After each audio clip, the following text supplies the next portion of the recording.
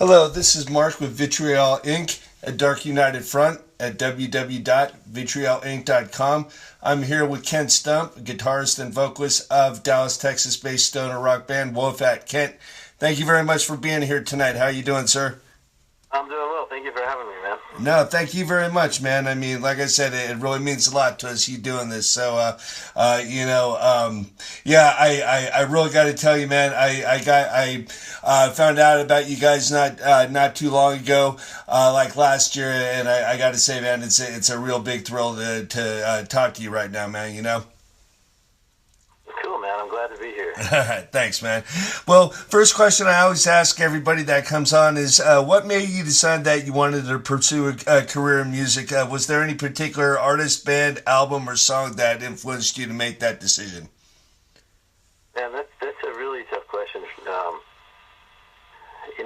I honestly don't even remember making that decision. I grew up, both my parents are musicians, and I grew up in a very music-centered household. Okay. It was, what's odd though is my parents were both classical musicians, so my first exposure to music, like my earliest musical memory, is hearing Stravinsky, Rite of Spring. Oh, badass. And so, but so it's like it's sort of, I don't know that I ever thought of doing anything other than playing music.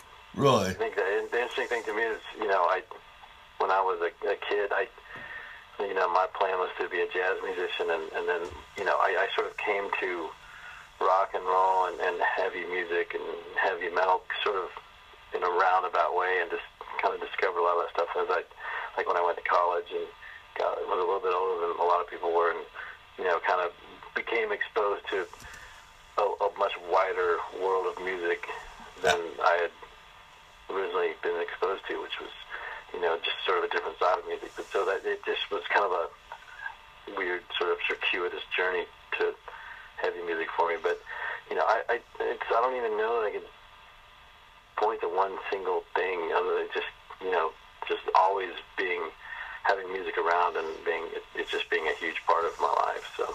Okay, all right. Are you a fan of classical and jazz music to this day? I am, yeah, and I mean, I can't say that I listen to a lot of classical music these days, but or ever really. I mean, I was always, jazz was kind of the thing that really drew me in when I was a kid, like junior high school, which I know it sounds strange, but ultimately, I think what the pull there for me was really like a music that essentially was coming from black music, and it was blues. Had like a very deep foundation of blues, and which ultimately led me more towards rock and roll and right, blues-based riff music too. So okay, all right. Who are your influences both for guitar and vocals? Who are your all-time favorite who is your all-time favorite guitarist and vocalist, metal or otherwise? That's tough too. Probably, maybe Johnny Winter, actually. Nice. Now I think about it, I mean, when I first started playing guitar, Johnny Winter, that was some of the first stuff I started copping Johnny Winter stuff off of records, and not only is he an amazing guitar player, but he's a killer vocalist as well. Right. What about guys like Lonnie Mack? Yeah, man. Yeah, totally. Mm-hmm. There's such a wide range, sweeping range of great musicians. Yeah. Yeah. I mean, I got to tell you, man. I mean, Texas is so blessed to have so many great guitar players out of there. One of them I'll talk to you about in just a little bit. But guys like like I was just like we're mentioning Johnny Winter and Lonnie Mack, but also guys like newer guys like Doyle Bramahall, and guys like that. It's just an incredible place for guitar players. I mean, some of the best that ever played come right from that area, so you're pretty lucky to be Well, one thing I wanted to go ahead and say is, I really love the latest WOFAT release, Midnight Cometh. How has the reception been overall in the U.S. and how has it been over in Europe so far? Man, it's been awesome. Really, it's sort of been a steady climb for us with each record, and each record is sort of a step above the next as far as the way it's been received. And I think Midnight Cometh is the best so far. I mean, I think we're reaching a slightly wider audience, but the reception both in the U.S. and in Europe has been great. I mean, we've always really done really well in Europe, and I think we're sort of breaking some more ground in the U.S. now too, which is really cool. That's good to hear. Now, over in Europe, I mean, because thrash is still huge over there, and I mean, as well as death metal and all the other forms of extreme music. But what's your been? You said that the reception's been really good over in Europe so far, but what do you think of the scene overall for stoner rock and doom metal over in Europe right now? What do you think the state is over there right now? I mean, I think it's amazingly good, really.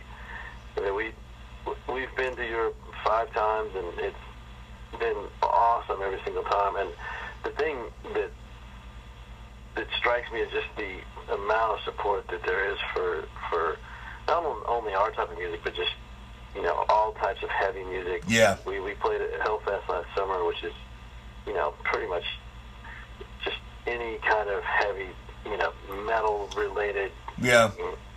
They cover like the whole spectrum, and and there's like people are there and they're just digging every possible aspect of it. They're like, there's just it's just a support that. Yeah. That is it. I think I'm starting to see more of that in the U.S. But yeah. It seems like there's maybe more of an attitude towards supporting independent underground music and things that maybe aren't necessarily mainstream or trendy. Yeah. In Europe. Yeah. And I feel like there's maybe a hesitation to do that in the U.S. with people. Sometimes they kind of want to be told, oh yeah, this is the cool thing to listen to. And I mean, it's not true of everyone, of course, but it just seems like it's more of a general. There's just it just I don't know, more of a support for the arts over there, and that goes to the venues and promoters too. That it's just the whole thing is, the whole system is built to like just to breed, to help the scene grow. And yeah, it's self-sustaining almost. Yeah, it really is. And you wonder why so many U.S. bands are going to Europe all the time. It's because it's an amazingly good thing to do. Oh yeah. I was talking to Eric Wagner from Trouble in the Skull, and one thing he was saying when right before, or no, I'm sorry, I'm sorry, I'll back up. It was Joey Vera from Armored Saint.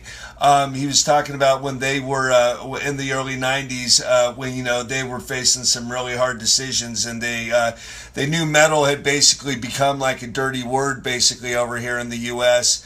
And he just said, you know what, it's I think it's time for metal just to go underground basically and go away, and what should we go ahead and do? I mean, and one of the things they thought about doing was going over to Europe. I mean, Sabotage had gone ahead and done it, and they had done pretty well doing it.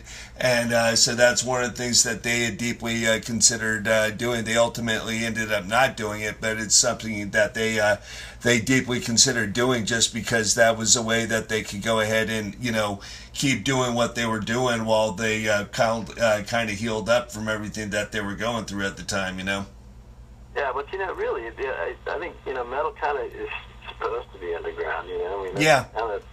Kind of the attitude. It's better when it's underground. That's what it is. Yeah. I mean, it's. I think anybody who truly loves metal will tell you it's better underground. I mean, it's there's enough liking for it and enough wanting to go ahead and find it where we don't need it on the radio. I mean, there's just so many other ways to go ahead and get around it. It was a struggle back in the day, but I mean, it just made the whole scene stronger. Yeah.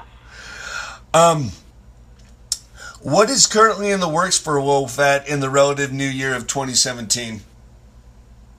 So we're just now starting to write new songs for another album.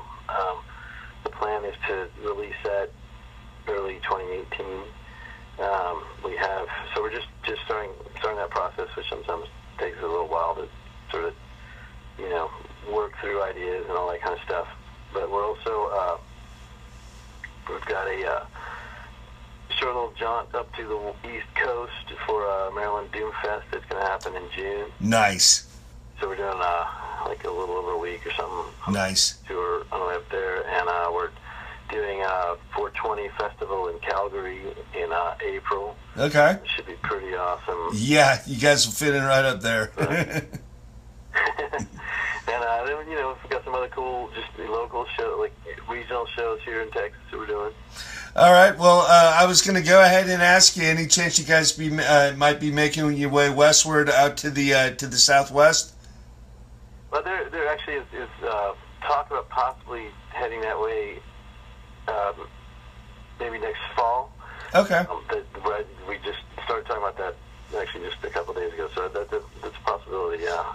Okay, so next fall, are talking about it like this coming September, from September through December, possibly? Yeah, somewhere in that range, maybe, probably, yeah. Nice. Now, one thing I got to ask you: everybody hits Flagstaff and everybody hits Tucson, but for some reason, Phoenix keeps getting overshadowed. We're out here I'm out here in the Phoenix East Valley and everything. Any chance that you can for sure say that if you guys do come through here, Phoenix will be hit? Actually, no, I don't know. I can't say that at all. All right, that's cool. That's cool. I'm all right with that, man. Yeah, it all has to do with like routing and the problem, like for us, we don't spend a whole lot of time on the road just because we're older dudes with families and we don't make our living for the band. We make our living. Michael and I, the drummer, we make our living running a recording studio. So nice.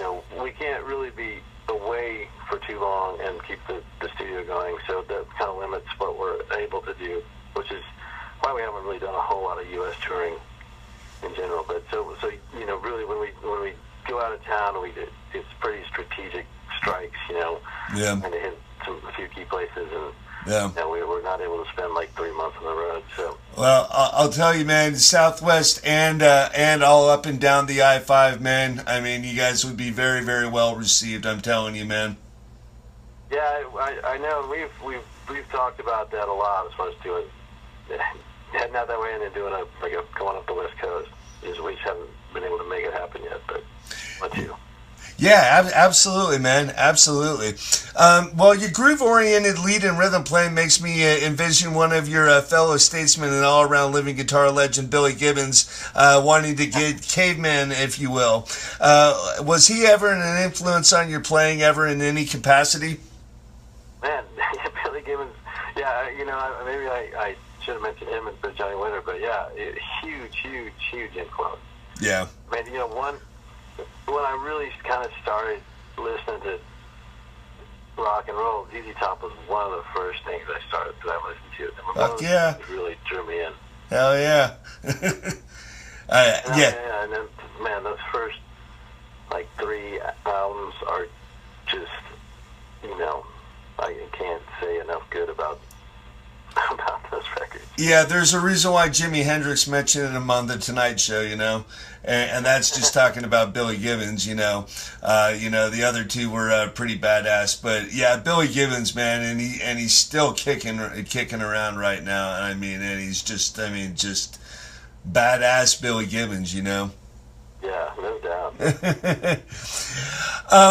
Well, when Wolfat began, were you ever influenced by any of the California stoner metal bands such as Caius, Fu Manchu, Sleep, High on Fire, and Nebula? All of that, yeah. Awesome. Yeah, late 90s, I discovered Fu Manchu. I'd been listening to, a lot of the standard 90s heavy stuff, Helmet and oh yeah, whatever 90s stuff. And then I remember a friend of mine turned me on to Fu Manchu, and that was just a game changer for me. Yeah, the action is go, man. Yeah, that was the first album I got from. Fuck yeah. And so that just totally changed everything for me. And then shortly after that, discovered Caius and Nebula, and I'm bummed because I wasn't aware of Caius when they played in Dallas in like 1994 or something like that. Yeah. Our bass player was telling us about he was at the show, and I'm like, man, I can't believe I didn't know about those guys back then. But yeah, so that was what really got me to listening to stoner rock. Yeah. Have you gotten a chance to play with any of those guys? We played at Hellfest. We played. Fu Manchu played. Nice. Which was awesome. I got to, I've seen him like a bunch of times, but that was the first time I actually got to like hang out on the side of the stage and watch him. It was pretty amazing. Nice. It was fucking awesome. Nice. Yeah. We haven't. I guess it is as far as those bands goes. I wish we could play with Sleep, and I guess Nebula's not doing it anymore, which is really too bad. But, yeah. Well, what about High on Fire? Oh man, I love High on Fire. Yeah, and it's a totally different thing. It's maybe not so much stonery, and it's not as bluesy, but I would say High on Fire has a pretty big influence on my thought process as far as writing songs and heaviness and things like that too. Even though we don't sound like him at all, but I definitely take a lot of influence from what Matt Pike does. Oh yeah, and Matt Pike is just. I mean, I got a chance to meet him one time, and he was just like. Actually, I've met him twice. Once very, very, very briefly back in '95 when Sleep was still going on, but then back in 2006. I got a chance to meet him, and I talked with him for about 10 minutes, and he could not have been any more down to earth and just like the nicest, most gracious guy, and it was so cool. It was so cool because he gets up on stage and it's like, totally different person. I mean, kind of like the way I, heard Chuck Schuldiner was in Death or whatever. His offstage persona, or his offstage demeanor was totally, different from his onstage demeanor, which is like, the incarnation of evil, Yeah. Yeah, let's see. Now, what about classic doom and death metal, doom metal bands like Trouble, St. Vitus Cathedral, and Pentagram, and newer ones such as The Skull and Conan? Yeah, man, totally. Trouble is probably the band that has influenced us of the more classic doom. Trouble is probably the biggest influence on us. I love Trouble, and I can actually think of a number of specific riffs that have been like basically completely influenced by Trouble that we do in songs. But yeah, they're a very big influence on our music for sure. And the other bands I love too, they maybe just haven't influenced us quite as much as Trouble. Trouble just kind of has like what they do speaks to me riff wise. It's chunky and it's bluesy and it's kind of got a jamminess to it, a little psychedelicness a little bit too. But yeah. I mean, they're kind of like the next progression to what Sabbath should have been if Ozzy would have if they would have gone in that same direction. Yeah, exactly. And I really dig the Skull too. As far as what's going on now. And speaking of Trouble and Eric Wagner, so. Yeah, a really, really cool dude. I got a chance to interview him back in September. If you want to check it out on the website, it's up. But I got a chance to interview him last September, and he was just really. I mean, I was like, I'm just sitting there thinking to myself, my God, I'm talking to Eric Wagner. And he just could have not. I mean, he's just totally mellow, man. Just really, really cool, So yeah, that was definitely a highlight. But yeah, cool. I was kind of wondering about it because I mean, I listened to you guys' stuff, and there is some doom metal type sounding stuff, in your stuff. It's just like a really good mix. It doesn't seem like it's out of place and everything, Yeah, cool. Yeah, I mean, I think we try and sort of coalesce a few different, tangents of the, the genre. Like, we try to. I mean, it's maybe not that thought out, but it just kind of comes from what I dig, and Yeah. what we dig as a band. And Yeah. What you're fans of. Yeah, I mean, heavy riffs, but also jamminess and, Yeah. bluesy stuff. And Yeah, absolutely. Now, the Southern California stoner rock and stoner metal bands would have generator parties with all their friends in the surrounding desert area. Did any of the bands in the Dallas area do anything remotely like that? I know the geography isn't the same, but was there any type of thing that you guys did like that? boy, not really. Unfortunately, I wish we had something like that, but no. But there is like a camaraderie with Dallas bands and kind of Texas bands in general. Yeah. That is pretty cool. I mean, Texas has a pretty amazing scene of stoner, doomy bands right now. Oh yeah, the Sword being one of the most prominent ones right now. It's amazing to see just how much they've skyrocketed. Yeah, no doubt. Yeah. Now, have you ever had a chance to play with those guys? No, we haven't. I wish we could, but no, we never had the opportunity. Okay. Now, do you feel, excuse me, do you feel that that setting of being out in the desert and the middle of, out in the middle of nowhere and having no volume restrictions is a really conducive element to achieving that next level of stoner rock and stoner metal? Excuse me, that particular sound? I think it probably is, actually. Yeah, I mean, we've never actually really kind of experienced that firsthand as far as being out in the desert, but I think that the key element to that is the freedom, openness of it, which is kind of what the whole stoner rock thing is about, and it's about exploration and just exploring within, using rock and roll as a vehicle, and it's but it's about freedom and psychedelic, journeys and things like that. So yeah, I think it definitely is conducive and helps in creating that vibe.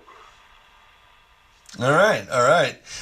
Well, stoner rock and stoner metal and doom metal are constantly being put into the same category. What do you think their distinct differences are? For instance, stoner rock and stoner metal has the super fuzz tone guitar, deep in the pocket blues bass, and long pronounced cymbal crashing on the drums, creating the blue cheer, dune buggy acid trip vibe. Whereas doom metal has that martial impending doom guitar drone, witches and warlocks around the cauldron surrounding, witches and warlocks around the cauldron sounding bass, and dinosaur plotting drums, creating the Black Sabbath, Druids, and Stonehenge vibe. You think you said it all right there. I mean, I think some bands are maybe definitely just stoner rock bands. Some bands are definitely doom, and there's of course the traditional doom and things like that. Some people get kind of uptight about being specific about, we're not stoner, we're doom, but yeah, I'm not myself not all that concerned about labels, other than they're a good way to describe a band, but it's to me the genres overlap, and I don't have a problem with that, with using both terms to kind of describe things. It's just it's all coming from Black Sabbath, really. Yeah. It's sort of two different interpretations of Black Sabbath. Exactly. And 70s rock. So yeah. Yeah, absolutely. Does Wolfat go into writing a song knowing there will be an extended jam in it, or does it just naturally evolve that way? Probably a little bit of both. It probably depends on the song. A lot of times, I mean, well, basically, let me say this: we have like whenever we have guitar solos, with the exception of like I think 2 songs, they're basically just open ended, and like when we play them live, we'll just cue off each other, you know, as to where the solo ends and when we move on. Mm-hmm. It's just a visual and a feel cue. Yeah.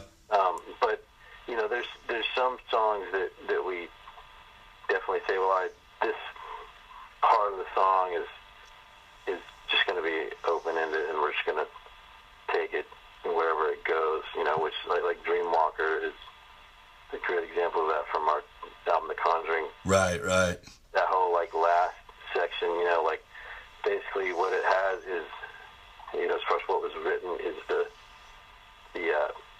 bass groove, and then everything else is just a jam. And you know what happened on the record is just what happened in the studio. And nice. And you know, and we sort of a lot of times when we play that live, it's things kind of will sort of evolve in a similar kind of fashion because that's how we sort of feel it. But it's still, you know, it's still just a jam. I got you. Based on, you know, sort of a basic concept. I got you. And a lot of our songs kind of have like that idea where it's these parts are structured and then these parts are open-ended. Gotcha.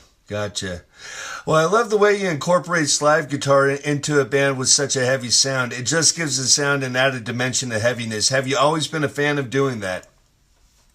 I have been, yeah. And you know, it's like to me, like first when my first conception of Wolfat was thinking about like I was when I first started writing music for it, I was listening to like Fu Manchu and Sleep and bands like that, but I was also listening to Junior Kimbrough and Arl Burnside, you know,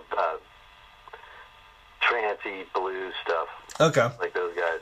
And so, you know, my original concept was to sort of take what they were doing with the blues and then just make it like really heavy. Mm-hmm.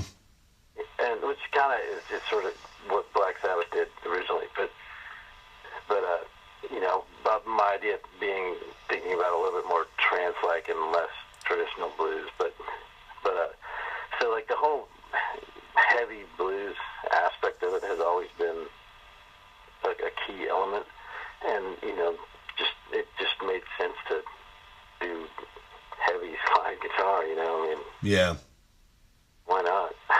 Yeah. Now, what type of slide do you use? Do you use a Hawaiian slide?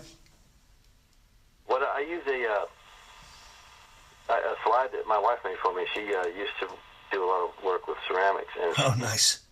Basically, custom made these ceramic slides and fired them in our kiln out in the garage, and so they're basically like custom made for my fingers, so they fit perfect, and I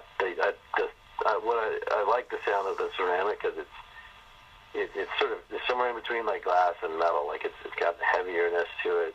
Yeah. So it's got a thicker tone, but you know it's also got the smoothness, and I don't know. I really like the ceramic a lot, and it's also durable. Every time I've tried to use it, or every time I've bought a glass slide, I've broken it like almost immediately. So. Oh no shit. Huh. Well, that's cool, man. That's cool. How long has she been making those?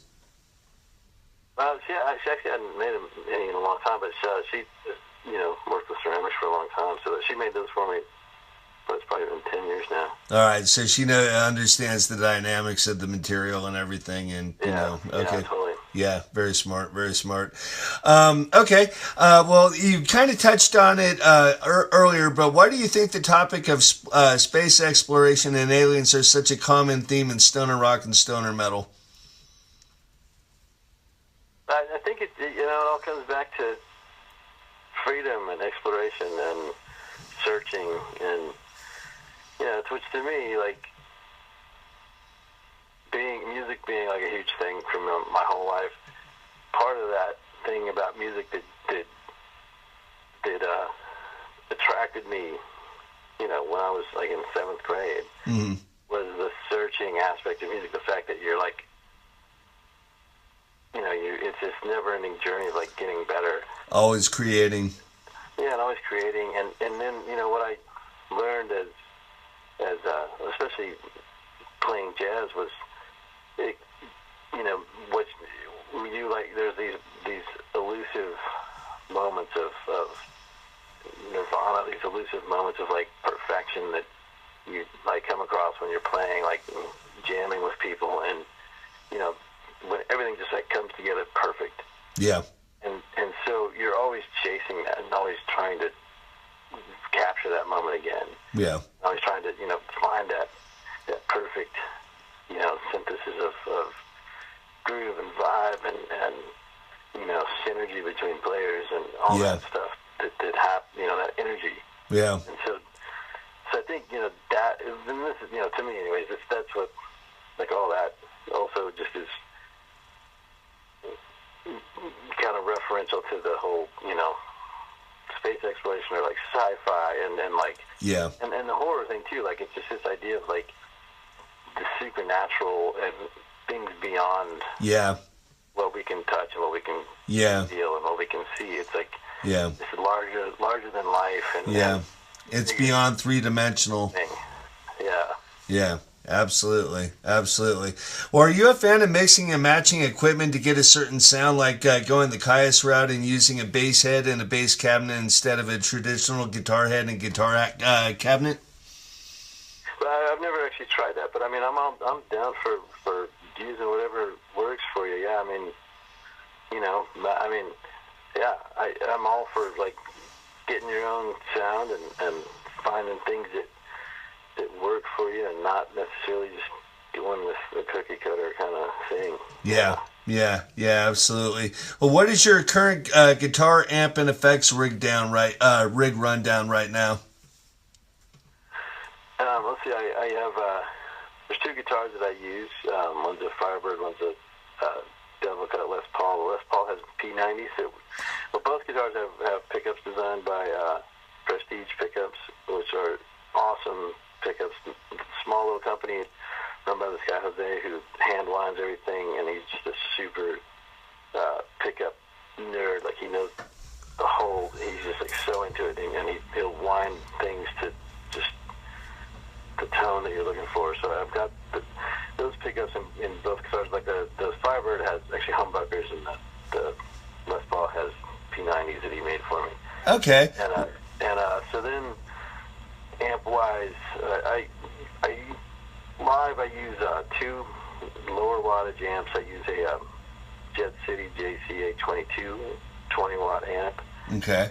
And then also a 30-watt amp that was built for me about 13 years ago by this guy in North Carolina. It's essentially, it's basically based on sort of a vintage Marshall design, but it kind of sounds a little bit to me more like a Marshall Sun combination. Really?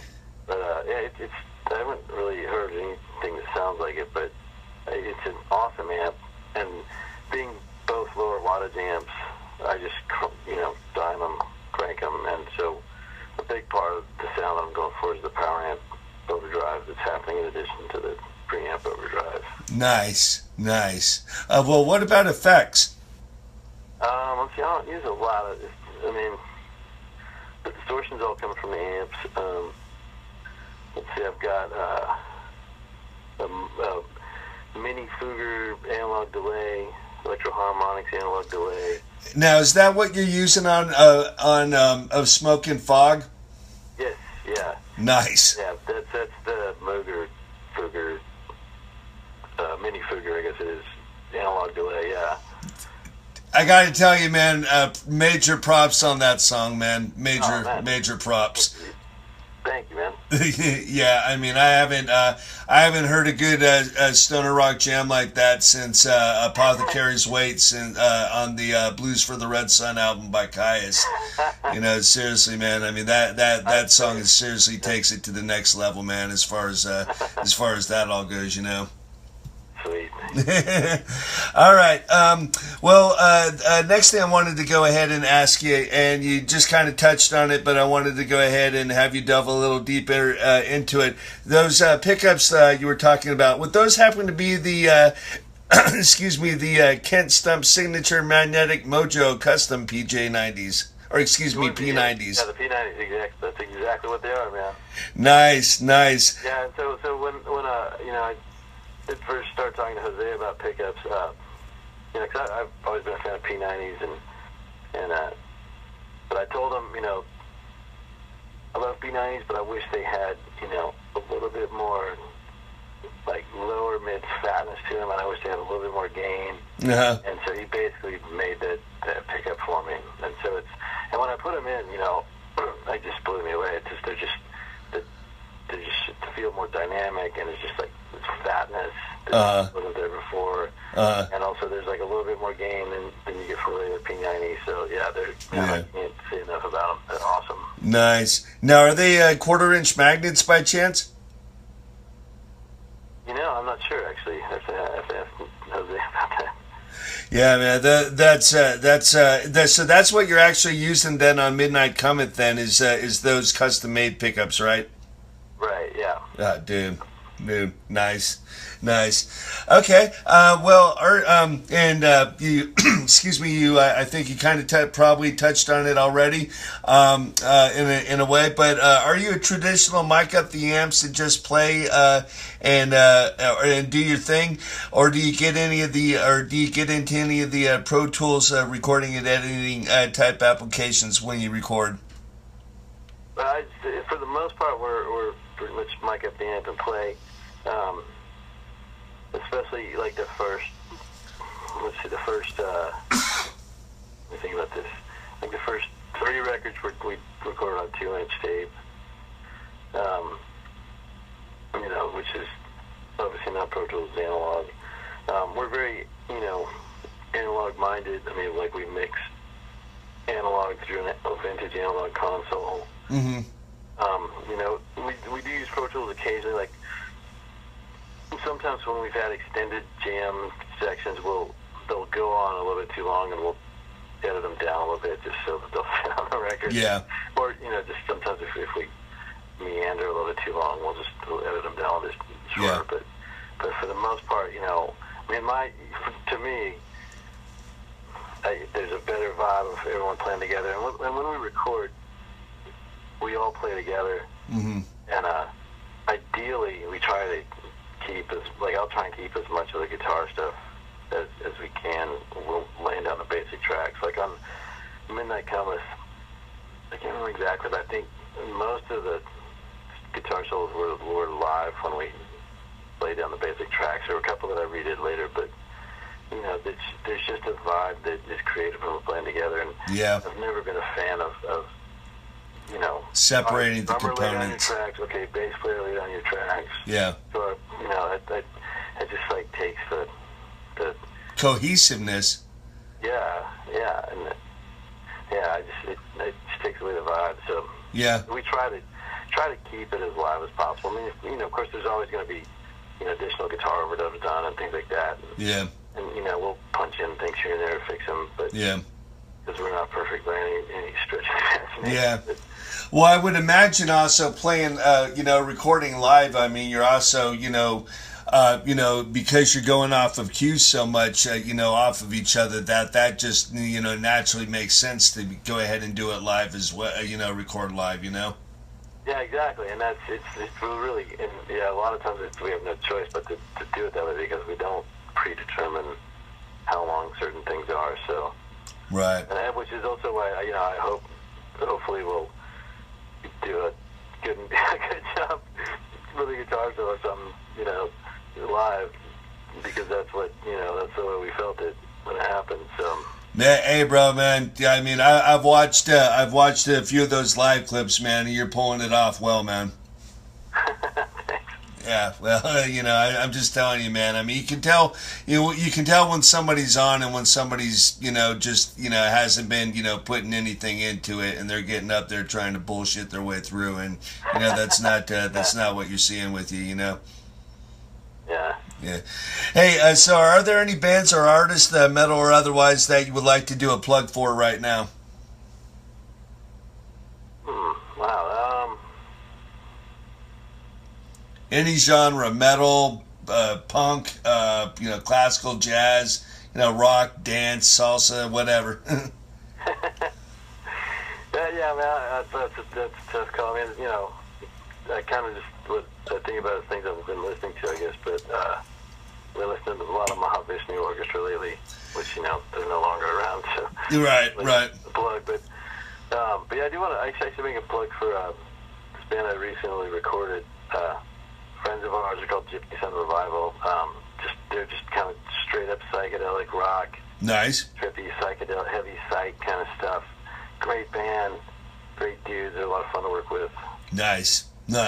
All right. Well, cool. Well, then we'll go ahead and check them out and get them promoted as well. All right. So, last question. It's one that I always go ahead and ask. You are a metal concert promoter for one night and one night only. You have to choose one stoner rock, stoner metal band, one doom metal band, one thrash metal band, one death metal band, one traditional heavy metal band, one black metal band, and one crossover band. You have to pick the order in which they will appear. Yeah, that's hard. All right. And you can pick any era of any band. So I can pull bands from the past. Yeah, absolutely. All right. Front and any era of that band. Okay. Yeah, so probably some of it I've already tipped my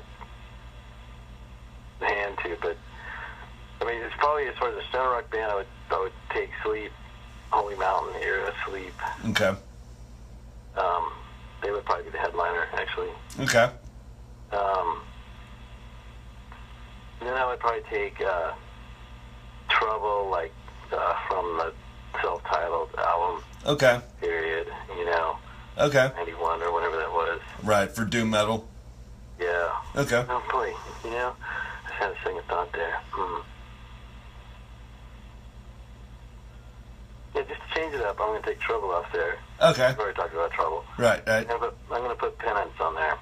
Who? Penance. Oh, okay. I never heard them. Oh, dude.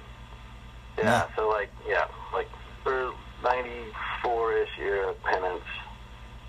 I think they're like Maryland, maybe. Okay. Nice. Are they still active? Change it up a little bit. I don't think they are, actually. I'm not sure. I don't think they're still playing, but. Okay.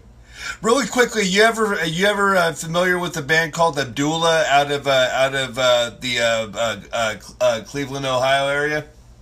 Yeah, I remember. Yeah, I know who you're talking about, and I remember checking them out a long time ago, back when StonerRock.com was posted. Yeah, that's exactly where I found them. yeah, and I don't know what happened to them. They broke up. I haven't heard anything about them. Okay. But yeah, I remember those dudes totally. Yeah. Okay, so now we're on to death metal and thrash metal. All right, so for thrash, this maybe, I don't know if this would qualify, but I would go with Dr. No. Okay, yeah, absolutely. Okay, I mean, they were maybe a little punkish, but kind Right. of maybe straddled the line of thrash a little bit. Right. Just because they were, I remember getting into them in the late 80s, early 90s. Mm-hmm. They were fairly influential in my, journey towards heaviness. Yeah. I would go with those guys. Yeah. I remember they also had an awesome cover of Into the Void. Right. Great song. Yeah. Let's see. Death metal, I would go with probably like late 80s, early 90s, Napalm Death. Nice. That'd be my choice for that. Black metal, I never really listened to black metal. Yeah. Well, I don't even know. yeah, you can pick old school stuff like Venom, Celtic Frost, Hellhammer, stuff like that, or the Norwegian black metal stuff. I personally am a fan of the old school stuff from the 80s. Not really too much stuff, from anything after that, but some of the old school stuff. Yeah, I'd probably go with Celtic Frost, I guess, actually. Nice. Okay, and then what about traditional heavy metal and crossover? Let's see, Iron Maiden. Nice. And like crossover, Not sure what that means. I mean, basically like, you know, the punk metal bands that came out like the 80s and that whole scene, like DRI and Corrosion and... Oh, well, yeah, man, Corrosion and Conformity. Nice. Now, have you guys ever been? I mean, has like the newer version of COC been an influence on you guys? You know, honestly, probably. I mean, really, you know, like Deliverance era COC has been a big influence on me. Right. You know, and I've dug them all along. You know, but probably, you know, the new. Honestly, I don't even have the newest stuff. So. Right. I hate to admit it. Yeah, it's okay. You know, it's okay. But I mean, to me, everything that's gold is from the beginning all the way through. You know, all the way through like early 2000s. Everything after that, every album after that does have some good songs. But I mean, let's just put it that way. Their best years are like 80s through, you know, the very end of the 90s, early 2000s, you know, but that's just my opinion on it and everything. Well, Kent, I really appreciate you taking the time to go ahead and do this for me, man. I mean, and the website and everything. You know, I know it's we had some scheduling problems and everything, so I really appreciate you being so accommodating and everything, man. It was really cool of you to go ahead and do that, man. I mean, it really does mean a lot to us for you to go ahead and do that, and we want to go ahead and, like I said, promote you guys as much as possible. You know, because you guys definitely need to be promoted. You guys are doing it the right way out there and putting out good quality music and everything, and you know, more people need to know about you guys. Well, thank you, man. Thanks to you for being flexible schedule last year. I know my schedule's a little weird, so. Yeah, no worries, man. No worries at all.